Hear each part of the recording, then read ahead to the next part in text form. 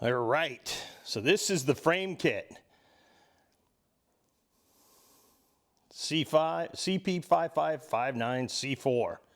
So it's for a C4 Corvette suspension, Chevy pickup 55 through 59, Task Force, or Apache. It's got the right number. Woo! So yeah, this is the way it comes. Nice large box, weighs about 600 some odd pounds. So I'm gonna just start busting this open and see what we got. Okay, ready to open it up. Just to be clear, this is not a sponsored process or product. I found Russell at Nerd Rods on the internet, saw some of his stuff, watched a lot of his videos. He's a very knowledgeable guy, seems like a really nice guy. So, and it's very similar to how I build frames. So I'm like, I could buy this pretty reasonably and just, you know, go with this rather than go through all the extra time it's going to take me to do the same thing. So let's see what he's got. All right, excellent. Now let's see. Definitely going to save that cover. So it's bagged up nice. What is this? Front sway bar linkage.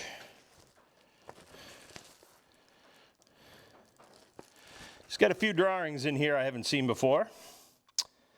Just mostly sway bar links. Let me bring you in here. So this has got QA1 shocks. I bought it with an Ackerman kit.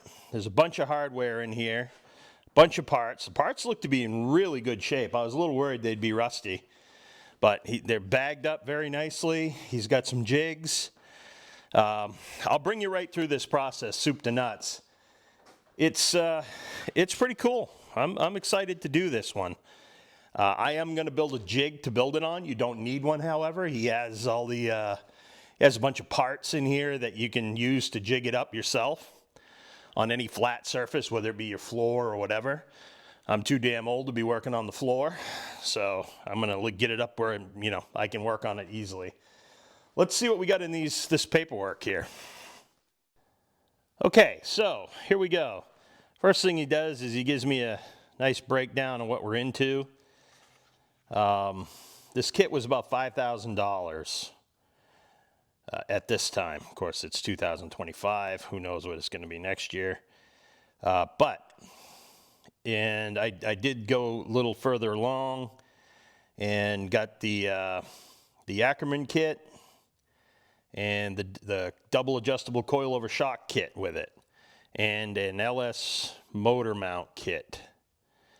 So he did a good job. I mean, he basically took notes on what we were talking about and all the different things that I was looking to do.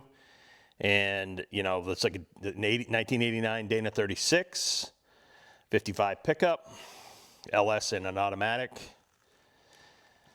So it's going to be a 4L80. Yeah, so let's go through some of the drawings here. First thing he does is a packing slip. I got some missing parts, the toe-in, toe-out arms, and the front sway bar linkage. He's had a couple pieces missing, but he wanted to get this headed my way, so that's great. So I believe this is the rear toe-in, toe-out linkage. Russell's also a SolidWorks geek, just like myself, so he did a pretty good job. Talks about plug welding and all of that. So this is the rear sway bar linkage for C4. I'm not sure if that's one of the ones that's missing or not. Anyway, these are instructions for that. Did I see on there go back to the packing.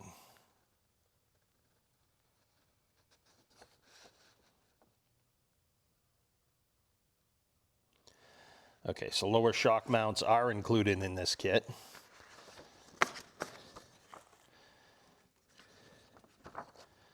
This is rear sway bar linkage and how that mounts up, how you have to coordinate the spacers and everything. And then on this guy, what is that one? That looks like the same exact drawing. It is. And then this is how you assemble the rear sway bar linkage. Fine. Excellent. Then we have, Russell uses very thick paper. That's the same document. This is a different drawing for the rear sway bar linkage. Oh, okay. This is how you weld it together, and this is how you assemble it with all the hardware. So, excellent. And then, all right, so here is your C4 front lower control arm sway bar linkage set. So again, this makes it adjustable and all of that. So these are the pieces that are in there, paperwork that I found so far. But I'm going to keep digging and see if I can pull out the Ackerman kit. Okay, there's the Ackerman kit. This is very professionally packed, sealed with hardware. Some of the pieces got a little rusty in there, but it's to be expected. You can clean up that stuff very easily. Everything is, you can see, it's laser cut, very precise. Good looking setup. I'm excited to get started on this. So first thing I'm going to do, however, is I did want to get this kit put together first so that I can get it onto my spindles and kind of set those aside, and then everything is ready for me and good to go. I like to have that all put together before I do anything else. Then I'm going to build up the jig for the base, the frame jig. And you can see I'm just going to do a very simplistic jig on that. I'll take you through that process. And then we'll start assembling the frame. But I've got some cleaning to do. I still got to clean up the front K-member here is dirty. So anyway, I'll start working this through. Okay, so the first step in this Ackerman kit, and we'll explain Ackerman a little bit more. The first step in this Ackerman kit is to cut off the existing tie rod mount. So I'm going to cut that off in here. The new Ackerman, the new tie rod mount will be built onto a plate that is all part of the kit. So first thing I'm going to do is devise a way to cut this off cleanly. I think I'm probably going to end up using a Sawzall. But we'll see. Let me see what I got here. And it turns out the Evolution saw is an excellent way to cut that. I just clamped it down and got the same angle on both sides. Looks great. Okay. Next step is I'm going to put some diamond coat on these so they're ready to go when I start doing the Ackerman kit.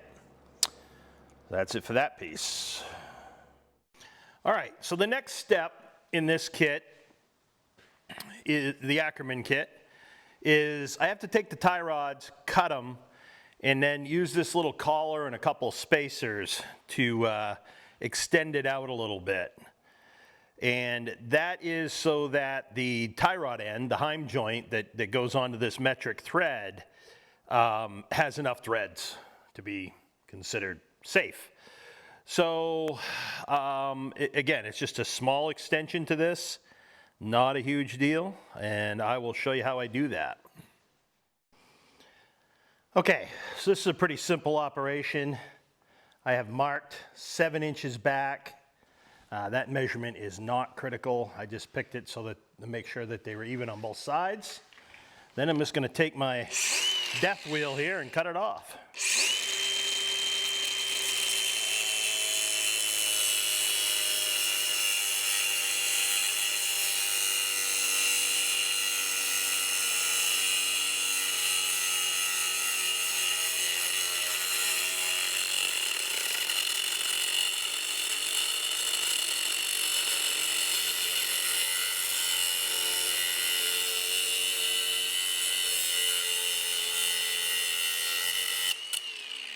Just like that. Okay, so I cut these both off, pretty straightforward. Then I put a little mark in at 3/4 of an inch.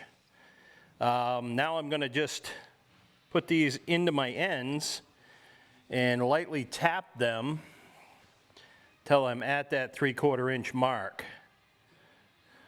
They're a nice tight fit.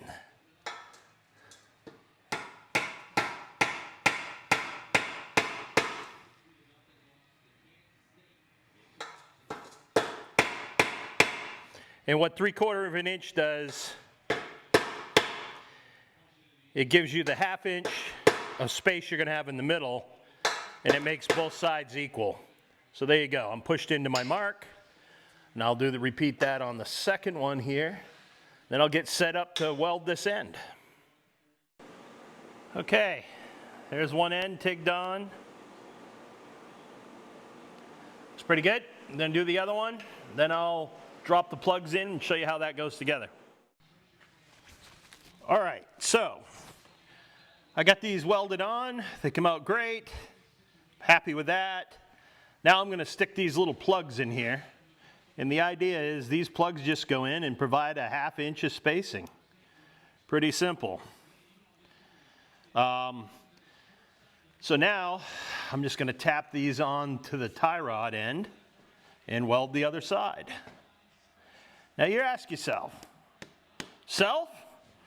why do I need an Ackerman kit?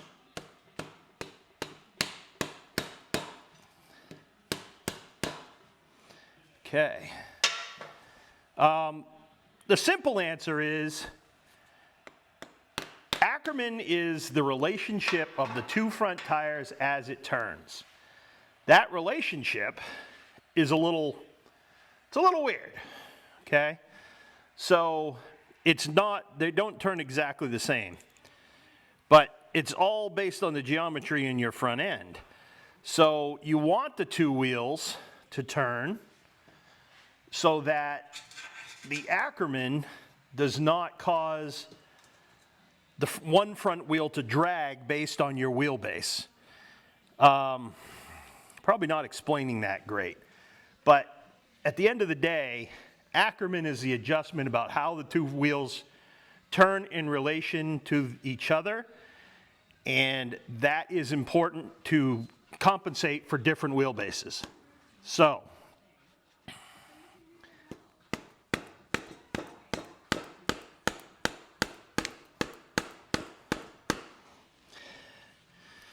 okay, did that go in all the way?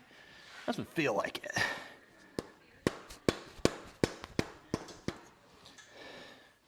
And these little spacers give us the ability to move these tie rods out a little bit.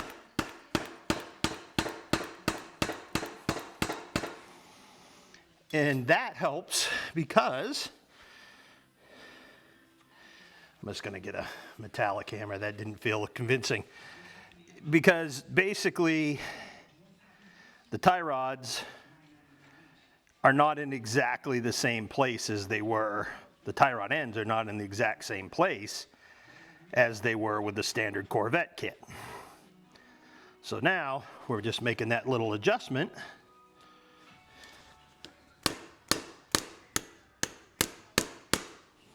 There we go. So the trick is now I got to weld these on, get those situated, then this rack is ready to go.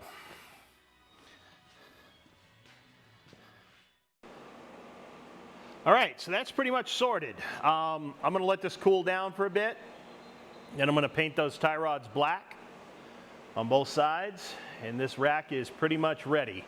Then I'll put it away for the long sleep until I need it. But Ackerman kit, tie rod extensions installed. Okay, so let's start getting into the laser cut parts. These are really nice. I mean, nice job. Laser cut, very accurate. Couldn't really ask for much more than that. So I am going to just tack this up a little bit. Also important that when you start putting these pieces on, they're square.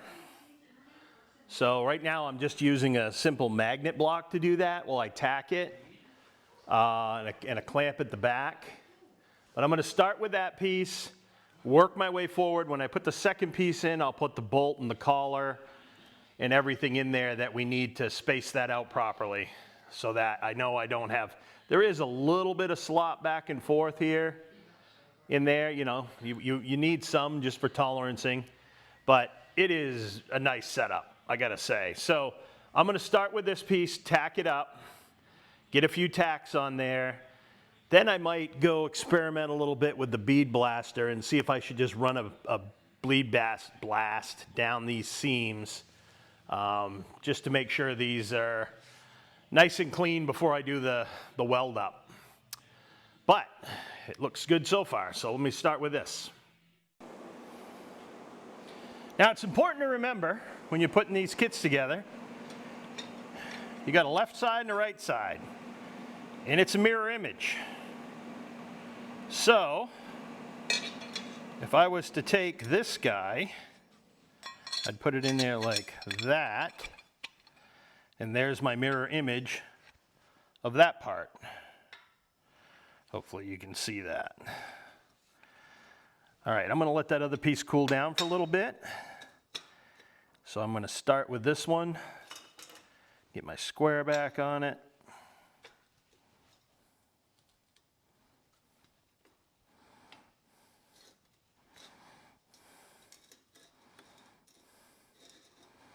The other one's hard on the Canon right now. So that's squared up good, I think. I hope.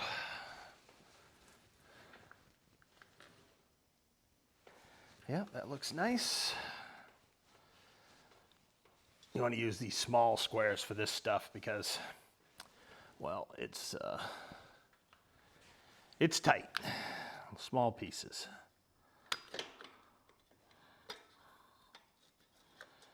All right, so there we go.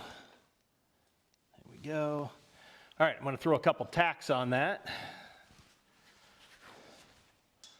Now, if you're looking at this channel for expert TIG welding advice, keep looking. I'm proficient, but I'm nowhere near an expert. And I'm slow, and I probably break every rule in the book. So, you know, be advised. All right. Just get my puddle going.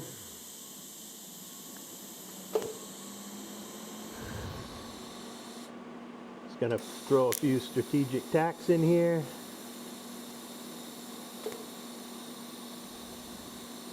This stuff is like 1/4 inch. I'm running at about 175 amp right now.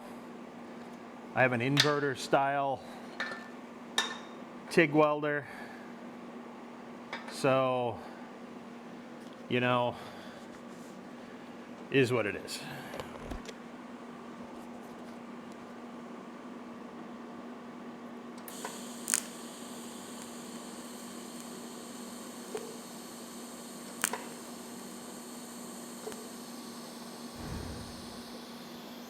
My goal is to TIG weld this frame job.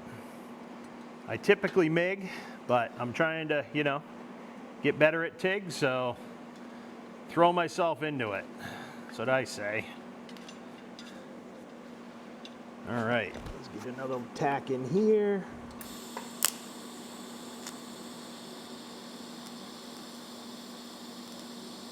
When I first started TIGging, it was extremely frustrating. I kept dipping the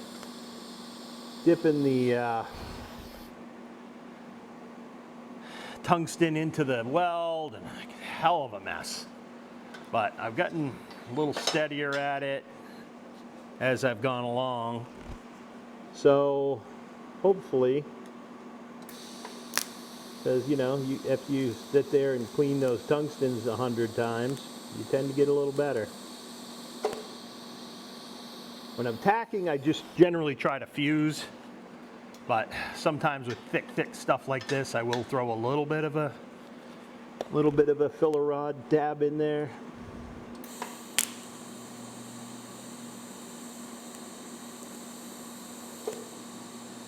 Okay, yeah, that 175 seems pretty good. Okay,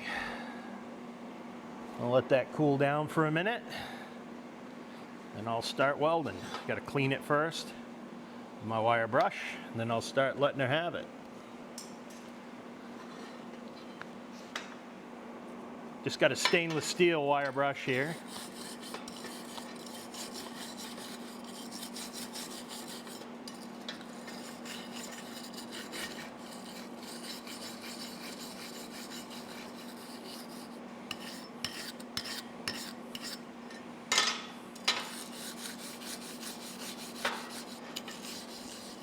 Gonna double check one more time just to make sure that I have them opposite, and I do. And it looks very square. So, gonna start welding.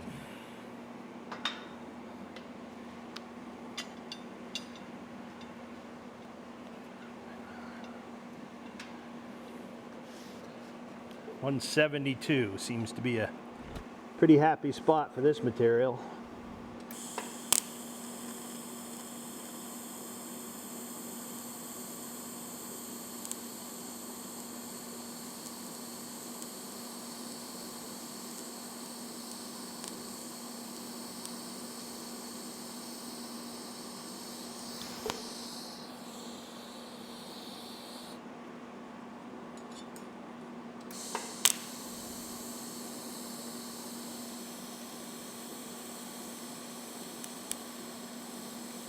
And I just dipped the tip. Nice.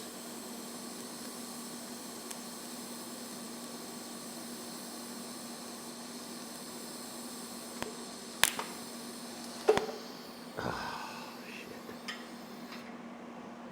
That cramp's getting old. That's my body telling me it's time to take a minute and get some Gatorade. But if you want to see what it looks like, there it is. Again, proficient, not perfect. Yeah, time to juice up. All right, so I'm getting ready to put on the next plate in the Ackerman kit, which is this one. And this spacer goes right here. So I've got it clamped off to the spacer, so any deviation to have it all, at least it'll remain parallel with the previous one. So I'm going to hold that like that, tack that up real good. I've also thrown in my third plate down here just to make sure that I don't get that out of sync, but it's just kind of sitting there. I'm not going to tack that one just yet, but I am going to tack on this one here, that guy, and get that ready to weld up. And as soon as I get it tacked, I'll release the clamps before I weld it. Okay, let's assemble this Ackerman kit. I did buy new wheel bearings and hubs, and I powder coated them because, well, I just don't like them getting all rusty. Put the O-ring on. I'm gonna slip this in here. Okay. Now, according to my Ackerman kit drawing, these bolts hold this together. And each one gets a washer. All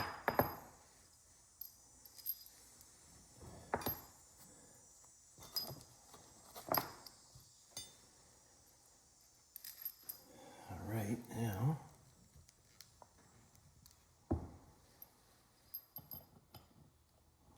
Awesome. And that bolt head does not fit through the hole in the Awesome. Okay, let's try just snaking them in this way. Nope. Okay, first problem. The bolts provided in the kit don't go through the hole in the hub. So what am I going to do about that? oversight, I'm sure. How am I going to deal with that? Okay.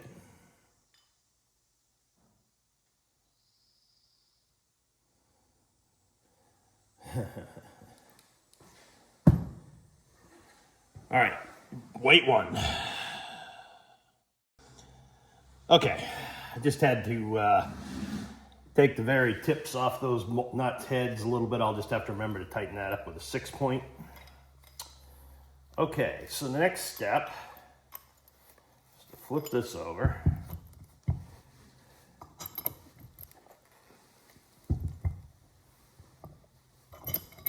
Turn it around so you can see it. All right, and then this piece goes on like so. I think I misspoke earlier. I painted the hubs. I did not powder coat those. That would have been too risky. Well, those bolts are certainly long enough. All right, I'll just slap my washers on.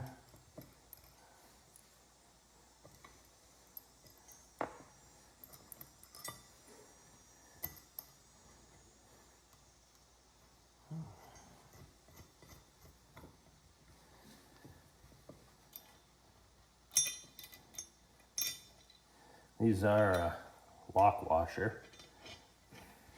All right, so I'm just putting a 6-point socket on the back.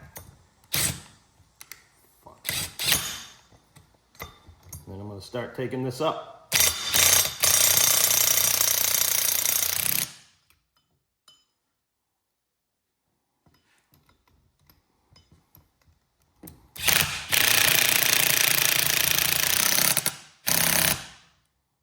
All right, now I'll flip this over.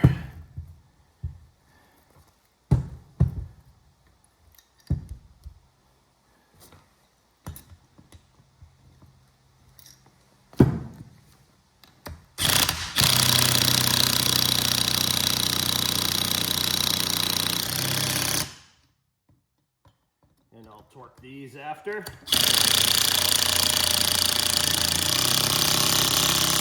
Gotta look up the proper torque spec, but yeah, okay, so that is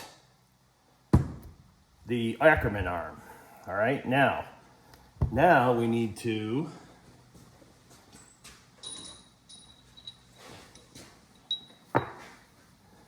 this looks like takes a standard washer on the, it's not a standard washer. Right there. Standard washer on the bottom.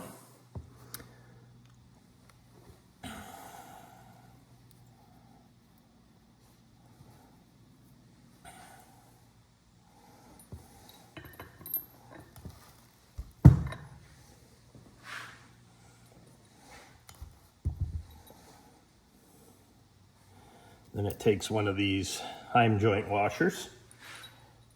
So I'm assuming those shims I may have to adjust to match up with what I've actually got here. Now Heim joint.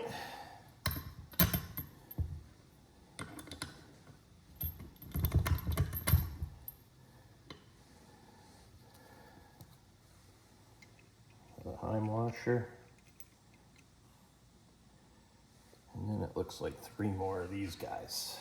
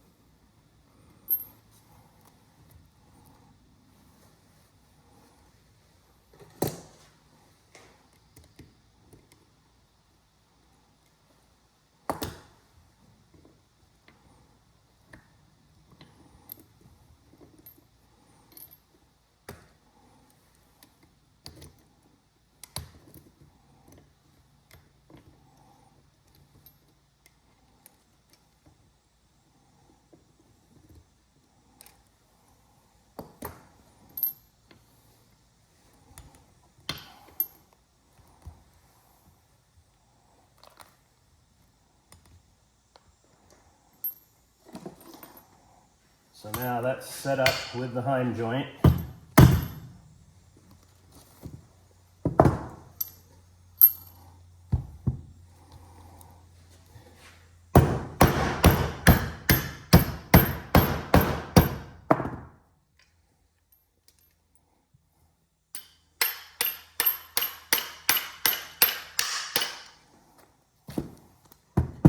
And a washer and a lock nut on top. And tighten that up. So that's basically the Ackerman kit. I still need to make a plug to seal this up, which I will do. But that's basically it. And then your tie rod now attaches to this heim, is now in place of this heim joint. And that's basically it. And that allows both front wheels to now turn at the same pivot point for the 115-inch wheelbase. Okay, just gonna tighten that up and we're good to go. All right, that's the end of the Ackerman kit install. So you can see that goes on there pretty nice. It's certainly rugged enough. Looks good.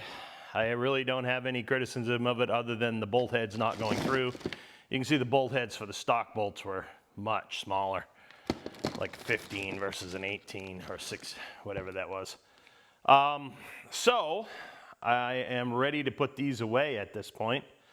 First I'm going to measure up so I can design a plug for the wheel speed sensors.